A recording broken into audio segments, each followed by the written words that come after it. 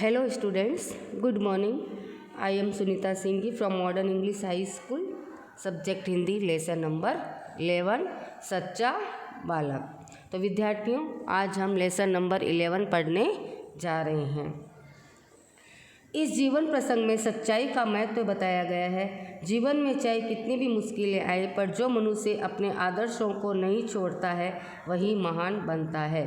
तो विद्यार्थियों, इस कहानी से हमें सच्चाई के महत्व का उदाहरण देकर हमको ये लेखक बताना चाहता है कि जीवन में कितनी भी परिस्थिति आए, कैसी भी परिस्थिति आए, हमें सच्चाई के पथ पर चलना चाहिए, हमें झूठ का सहारा नहीं लेना चाहिए।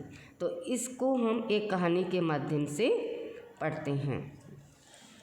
एक समय की बात है, एक लंबा काफिला बगदाद की ओर जा रहा था। तो विद्यार्थियों, एक समय की बात है कि एक बहुत बड़ा काफिला मीन्स झुंड बगदाद की ओर जा रहा था। काफिला कहाँ जा रहा था?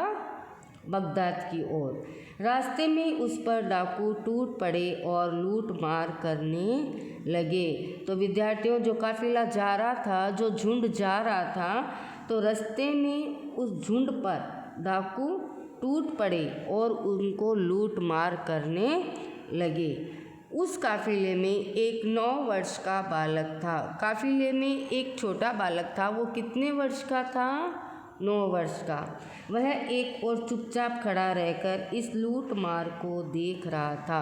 वो जो काफिला था उसमें एक वो जो बच्चा था वो 9 वर्ष का था, तो वो एक तरफ खड़ा होकर उस लूट मार को देख रहा था।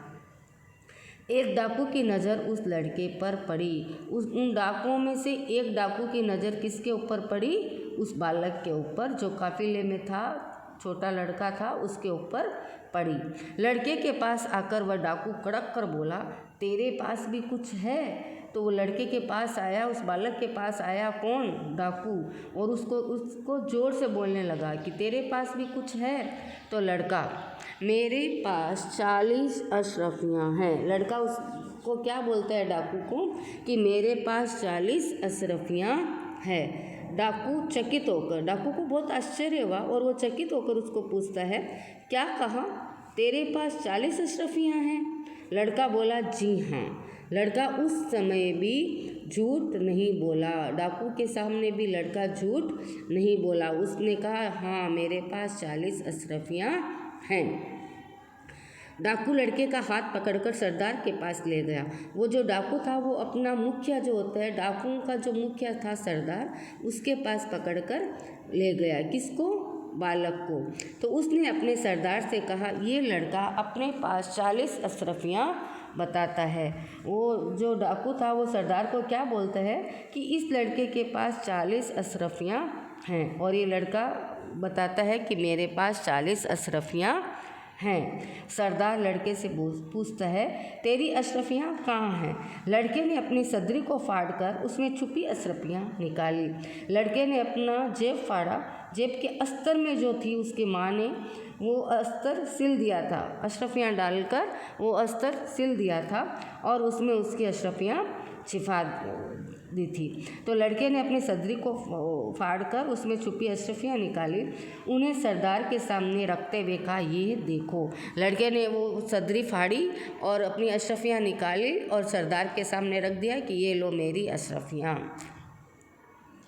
सरदार आश्चर्य से, लड़के, अशरफियों का इस प्रकार रखने का उपाय तुम्हें किसने बताया? तो सरदार को भी आश्चर्य हुआ और बोला कि लड़के, तूने इस प्रकार जो रखने का तरीका है वो किसने बताया?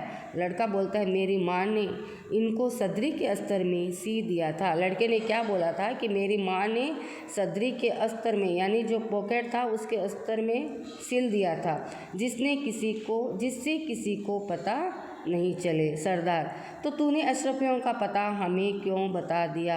अभी सरदार उसको बोलता है कि तेरी मम्मी ने जो अशरफियाँ छिपाई थी उसका किसी को पता नहीं चले, तो तूने हम लोगों को इसका पता क्यों बता दिया? लड़का, मैं झूठ कैसे बोलता? लड़का बोलता है कि मैं झूठ कैसे बोलूँगा? मेरी माँ ने कहा था, बेटा, सदैव सच बोलना, झूठ बोलना पाप है। मैं झूठ नहीं बोलूँगा क्योंकि मेरी माँ ने हमेशा सच बोलने के लिए कहा है। झूठ बोलना पाप है। सरदार डाकुओं से बोलता है, ये छोटा बच्चा अपनी माँ का इतना कहना मानता है कि ऐसे संकट में भी झूठ नहीं बोला। हम लोग बड़े होकर भी ईश्वर के बताए नेक रास्ते पर नहीं चलते और लूट मार करते रहते हैं। तो सब डाकू क्या बोलते हैं, सरदार बात तो ठीक है। वो लड़के की बात सुनकर सरदार जो है अपने डाकुओं को बोलता है कि देखो, इतना छोटा बच्चा भी डरा नहीं और इतने कठिन समय में भी झूठ नहीं बोला। उसने सच सच बताया कि मेरी माँ ने कहा था कि झूठ बोलना पाप है, हमेशा सच बोलना चाहिए, नेकी के ऊपर चलना चाहिए। तो हम लोग इतने बड़े हैं और तो भी हम लोग देखो लूट मार करते रहते हैं, झूठ बोलते रहते हैं। तो हमें भी नेकी के रास्ते पर चलना चाहिए। तो ये सब बात सुनकर डाकू ने बोला, सरदार बात तो ठीक है। अभी सरदार डाकुओं से बोलता है, इनका लूटा हुआ सामान इन्हें वापस कर दो।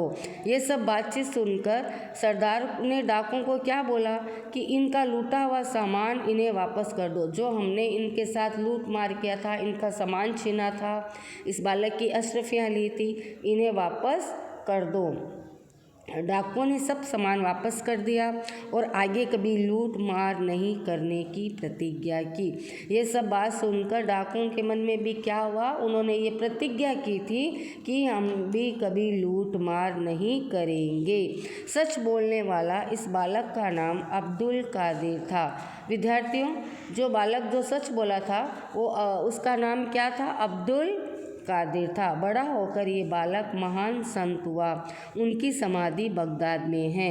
ये बच्चा जो छोटा था तो वो सच बोलता था, तो आगे चलकर वो एक महान संत भी हुआ और उसकी समाधि हमको आज भी बगदाद में मिलेगी। वहाँ प्रत्येक वर्ष बड़ी संख्या में लोग दर्शन के लिए जाते हैं। तो विद्यार्थियों, बगदाद में आज भी उस महान संत अब्दुल कादिर की, जो बचपन में बच्चा था, अपने आगे कहानी में सुना होगा आपने कि उसने क्या ऐसा काम किया था, कितने अच्छे अच्छे काम किए थे, तो वो आगे चलकर संत बना और उसकी समाधि आज भी बगदाद में है और बहुत से लोग वहाँ पे दर्शन के लिए भी जाते हैं।